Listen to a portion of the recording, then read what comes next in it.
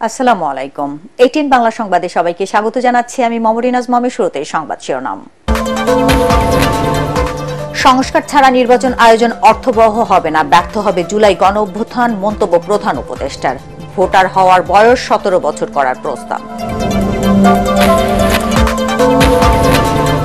জুলাই গণহত্যার সাথে জড়িতরা নির্বাচনে অংশ নিতে পারবে না, জানালেন অ্যাটর্নি জেনারেল। সাবেক প্রধান বিচারপতি খায়রুল হকের বিচার দাবি।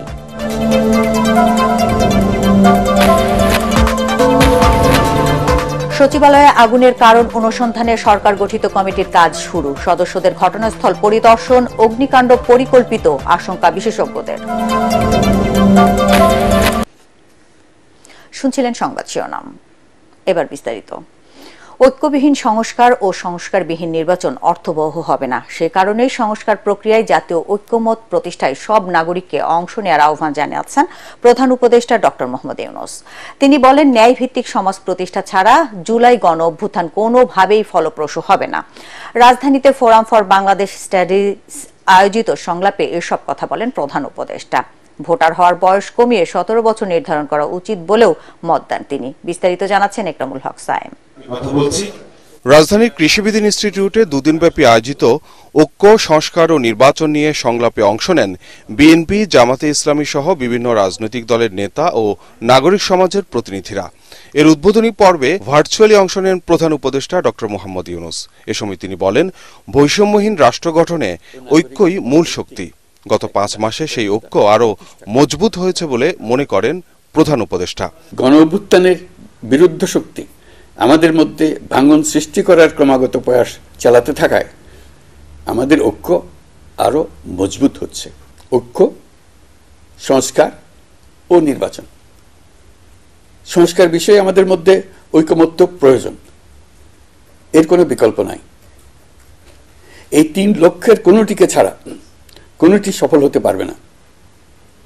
ঐক্যবিহীন সংস্কার কিংবা সংস্কারবিহীন নির্বাচন বাংলাদেশকে এগিয়ে নিতে পারবে না।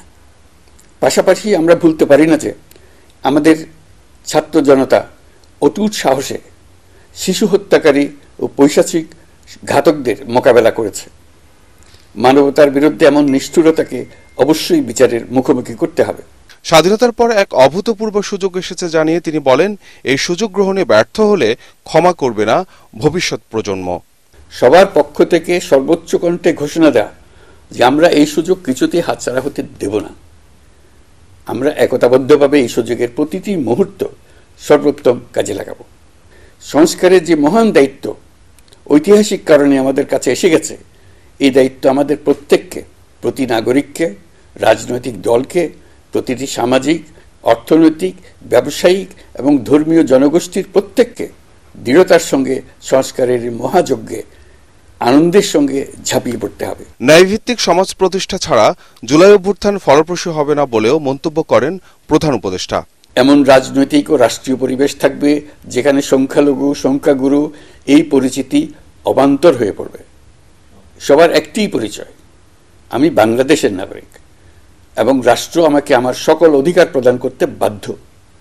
রাষ্ট্রের কাছে এবং অন্য নাগরিকের কাছে আমার অন্য কোনো পরিচয় দেবার প্রয়োজন হবে না, যেখানে ব্যক্তিবন্দনার কোনো সুযোগ থাকবে না। দেশের ভেতরে বা বাইরে প্রভুভৃত্যের কোনো সম্পর্কের সুযোগ থাকবে না। অনুষ্ঠানে ডক্টর মোহাম্মদ ইউনূস রাষ্ট্র গঠনে তরুণদের মতামতের গুরুত্ব দিয়ে ভোটার হওয়ার বয়স 17 বছর করার পক্ষে মত দেন। ধরুন, আমি তরুণদের তাড়াতাড়ি ভোটার করার পক্ষে। যে যত তরুণ, পরিবর্তনের প্রতি তার আগ্রহ তত বেশি, এই হলো আমার যুক্তি। তারুণ্য তাকে শক্তি যোগায়, তথ্য প্রযুক্তির সঙ্গে তার গভীর সখ্যতা তাকে এই শক্তি যোগায়। তরুণরা সংখ্যায়ও বেশি, দেশের ভবিষ্যৎ নিয়ে তারা আগ্রহী। নিজের ভবিষ্যৎ নিয়ে তার মতামত দেওয়ার জন্য আমি মনে করি ভোটার হওয়ার বয়স 17 বছর নির্ধারিত হওয়া উচিত। এ সময় প্রধান উপদেষ্টা বলেন, একই সঙ্গে চলতে থাকবে সংস্কার ও নির্বাচনের প্রস্তুতি। ভোটের প্রস্তুতি নেওয়া নির্বাচন কমিশনের কাজ, আর জানুয়ারিতে 15টি সংস্কার কমিশনের প্রতিবেদন পাওয়া যাবে বলে জানান অন্তর্বর্তী সরকারের প্রধান। মানবিক মর্যাদা ও ন্যায় বিচারের পথে একরামুল হক সায়েম, এটিএন বাংলা, ঢাকা। ন্যূনতম সংস্কার শেষে দ্রুত নির্বাচনের তাগিদ দিয়েছে বিএনপি। একই সাথে কোনো অবস্থাতে ৭১কে ভুলে না যাওয়ার সতর্ক করেছেন দলটির মহাসচিব মির্জা ফখরুল ইসলাম আলমগীর। রাজধানী কৃষিবিদ ইনস্টিটিউটে ফোরাম ফর বাংলাদেশ স্টাডিজ আয়োজিত জাতীয় সংলাপে তিনি এসব কথা বলেন। জুলাই বিপ্লবে রাজপথে একসাথে আন্দোলন করা রাজনৈতিক দলগুলো সংস্কার এবং নির্বাচন ইস্যুতে তাদের অবস্থান তুলে ধরে সংলাপে। ফজলে রাব্বির রিপোর্ট। ৫ আগস্ট গণঅভ্যুত্থানে পরিবর্তিত রাজনৈতিক পরিস্থিতিতে দেশে অন্তর্বর্তী সরকার হাত দিয়েছে রাষ্ট্র সংস্কারের কাজে। এমন প্রেক্ষিতে ঐক্যের সন্ধানে শুক্রবার সংলাপে বসে জুলাই আন্দোলনে রাজপথে থাকা রাজনৈতিক দল ও বিশিষ্টজনরা। রাজনৈতিক দল, সিভিল সোসাইটি, সংগঠন প্রত্যেকেই যে জায়গাটায় এসে দাঁড়াচ্ছেন সেটা হচ্ছে এমন একটি রাষ্ট্র ব্যবস্থা তৈরি করা দরকার যে রাষ্ট্র ব্যবস্থায় জবাবদিহিতা হবে প্রাথমিক ভিত্তি। রাজনৈতিক দলগুলোর মধ্যে মতবিরোধ থাকলেও সবার চাওয়া জনগণের ক্ষমতায়ন। এক্ষেত্রে বিএনপি মনে করে দীর্ঘমেয়াদী রাজনৈতিক চর্চার মধ্য দিয়েই একটি আদর্শ ও মানবিক রাষ্ট্র গড়ে উঠবে। দলটির মহাসচিব বলেন, সংস্কারের কোনো শর্টকাট নাই, তাই দ্রুত নির্বাচনের তাগিদ দিয়ে তিনি বলেন, ভোটের যত দেরি হবে সমস্যা তত বাড়বে। আমরা সব সময়ই গণতন্ত্রের সংস্কারের পক্ষে, অর্থাৎ গণতন্ত্র পৌঁছানোর জন্য প্রয়োজনীয় সংস্কার তার আমরা পক্ষে, তার জন্য আমরা কাজ করেছি, করব ভবিষ্যতে।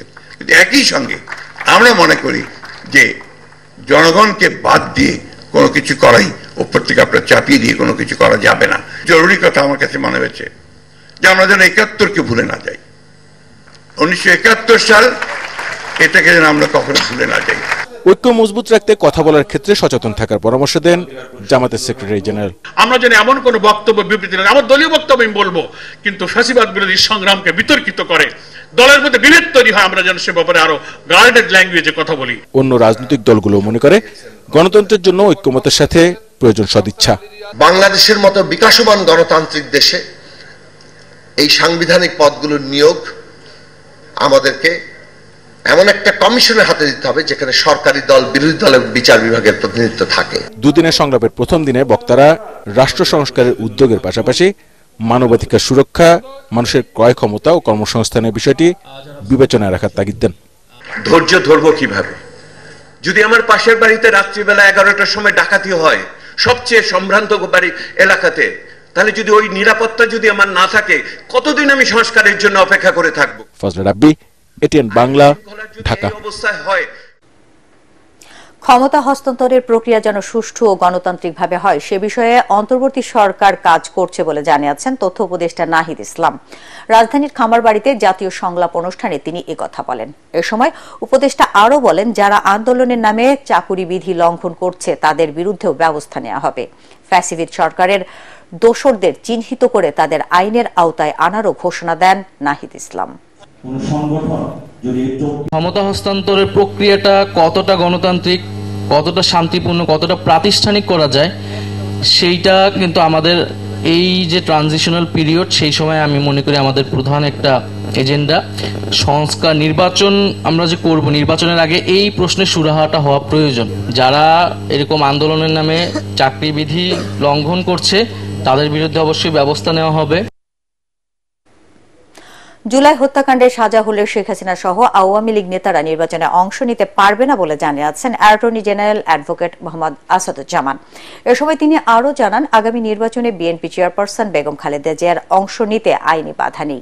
এ সময় তত্ত্বাবধায়ক সরকার ব্যবস্থা বাতিল করায় সাবেক প্রধান বিচারপতি খায়রুল হককে বিচারের আওতায় আনার দাবি জানান ডিবেট ফর ডেমোক্রেসির চেয়ারম্যান ও এটিএন বাংলার পরিচালক বার্তা হাসান আহমেদ চৌধুরী কিরণ। বিস্তারিত তরিক ইসলামের রিপোর্টে।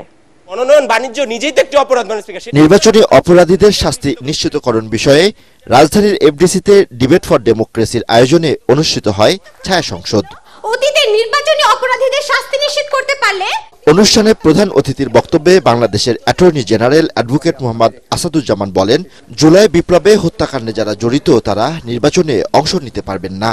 বিএনপির চেয়ারপারসন ও সাবেক প্রধানমন্ত্রী বেগম খালেদা জিয়া আগামী জাতীয় নির্বাচনে অংশ নিতে কোনো আইনগত বাধা আছে কিনা, ওনার যে মামলাগুলো আছে সেই মামলাগুলো ইতিমধ্যে অনেকটা খালাস হয়েছে, অনেকে মুক্তি আছেন এবং সেখানে আইনগত কোনো বাধা আমি আপাতত দেখছি না। আওয়ামী লীগ বাংলাদেশের মানুষের দৃষ্টিতে পৃথিবীর ইতিহাসে পৃথিবীর মানুষের সামনে একটি স্বৈরাচারী রাজনৈতিক দল হিসেবে ইতিমধ্যে আবির্ভূত হয়েছে। তারা বাংলাদেশে নির্বাচন করলেন বা না করলেন তার উপর ভিত্তি করে বাংলাদেশ অন্তর্ভুক্তিমূলক নির্বাচন হবে কি হবে না সেই বিষয়টা এখানে মুখ্য বিবেচ্য হিসাবে সামনে আসবে না। এ সময় ডিবেট ফর ডেমোক্রেসির চেয়ারম্যান হাসান আহমেদ চৌধুরী কিরণ বলেন, যারা নির্বাচনী শপথ ভঙ্গ করেছেন তাদের শাস্তির আওতায় আনতে হবে।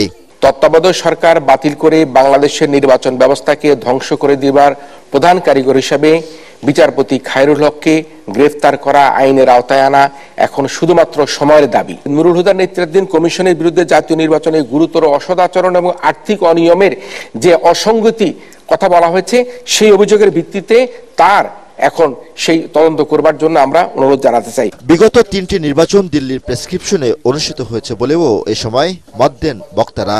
আমরা যদি সেই নির্বাচনের পৃষ্ঠপোষকতার জন্য প্রতিবেশী দেশ দিল্লির দিকে তাকিয়ে থাকি, তাহলে কিন্তু বাংলাদেশে কোনোদিনই কিন্তু নির্বাচনকে সুষ্ঠু এবং গ্রহণযোগ্য করা সম্ভব হবে না। তাই দিল্লির নির্দেশে তারা নির্বাচন করেছেন, দিল্লির সাথে আতাত করে তারা নির্বাচন করেছেন, তাদেরকেও কিন্তু বিচারের আওতায় আনবার জন্য আমরা অনুরোধ করতে চাই। নতুন সরকার এর সবকিছুই তদন্তের আওতায় আনবেন, তদন্ত হবে, বিচারের আওতায় আসবে, শাস্তি হবে।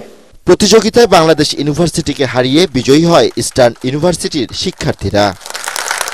তরিক ইসলাম, এটিএন বাংলা, ঢাকা। সচিবালয়ে অগ্নিকাণ্ডের উৎস ও কারণ অনুসন্ধানে কাজ শুরু করেছে সরকার গঠিত তদন্ত কমিটি। শুক্রবার কমিটির সদস্যরা ঘটনাস্থল পরিদর্শন করেছেন। 3 দিনের মধ্যে প্রাথমিক প্রতিবেদন জমা দেওয়ার কথা রয়েছে তাদের। তদন্ত কমিটির সদস্য ফায়ার সার্ভিসের মহাপরিচালক ব্রিগেডিয়ার জেনারেল মোহাম্মদ জাহিদ কামাল জানিয়েছেন, দুর্ঘটনা নাকি নাশকতা তা এখনো পুরোপুরি বলা যাচ্ছে না। মনির হোসেন তোপর রিপোর্ট। সচিবালয়ে অগ্নিকাণ্ডে ক্ষতিগ্রস্ত ভবনে আলামত সংগ্রহে শুক্রবার সকালে আসে সিআইডির ক্রাইম সিন ইউনিট এবং ফায়ার সার্ভিসের একটি বিশেষজ্ঞ team.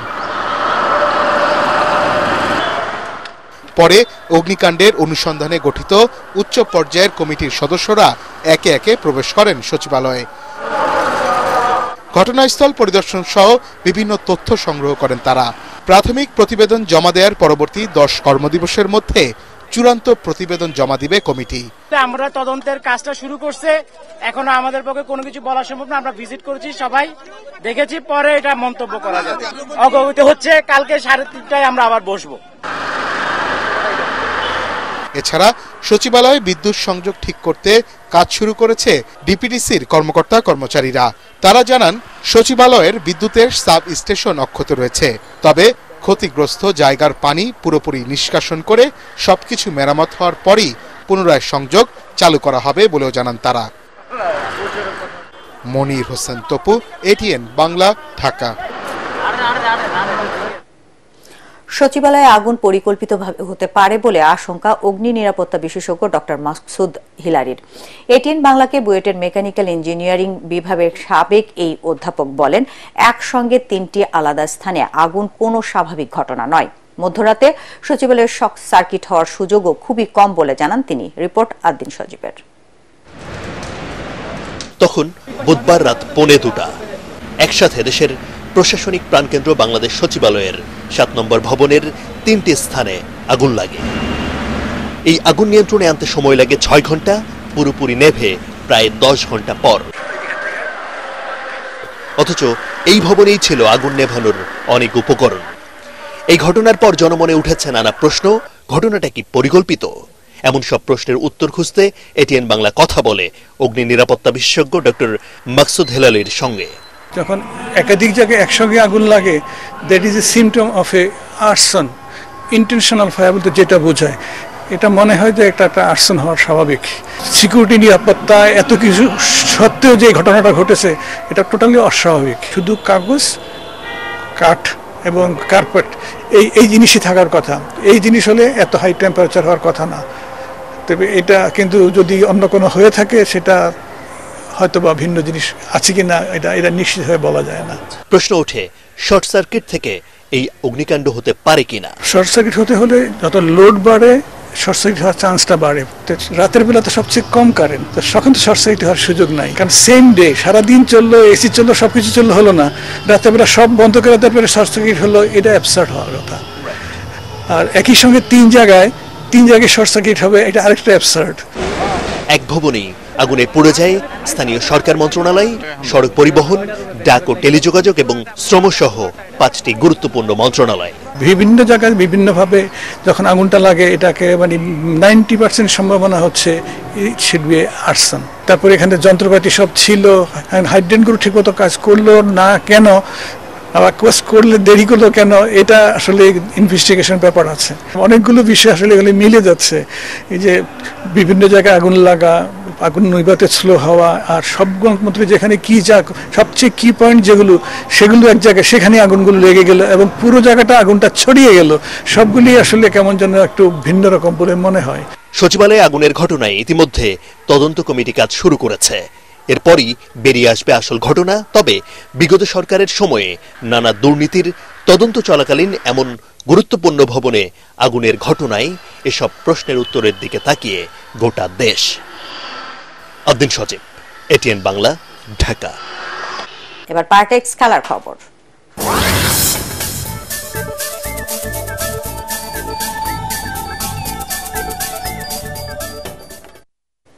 Bangladesh premier league BPL ক্রিকেটকে সামনে রেখে শেষ মুহূর্তের প্রস্তুতিতে নিজেদের ঝালিয়ে নিচ্ছে ফ্রাঞ্চাইজি দলগুলো। মিরপুরে একাডেমি মাঠে শুক্রবার ব্যাটিং বোলিং অনুশীলন করেন দুর্বার রাজশাহী ও ফরচুন বরিশালের ক্রিকেটাররা। আগের দিন ঢাকা ক্যাপিটালস এবং চিটাগং কিংসও মাঠে নামে। অনুশীলন শেষে রাজশাহীর ক্রিকেটার আকবর আলী বলেন, পারফরমেন্স দিয়ে জাতীয় দলে জায়গা করে নিতে চান তিনি। অন্যদিকে ফরচুন বরিশালের হয়ে গণমাধ্যমে কথা বলতে আসা নাইম হাসান জানান, ক্রিকেটের সব ফরম্যাটেই খেলতে চান তিনি।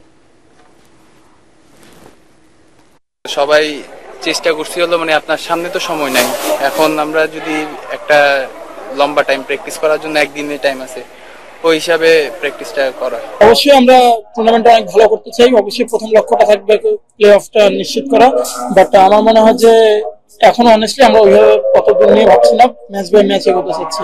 শেষ করার আগে সংবাদ শিরোনাম আরেকবার।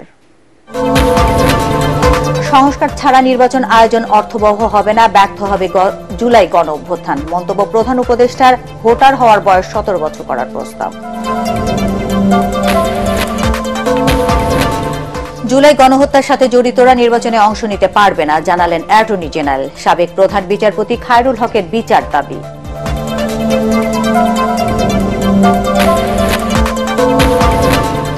সচিবালয়ে আগুনের কারণ অনুসন্ধানে সরকার গঠিত কমিটির কাজ শুরু, সদস্যদের ঘটনাস্থলের পরিদর্শন। অগ্নিকাণ্ড পরিকল্পিত, আশঙ্কা বিশেষজ্ঞদের।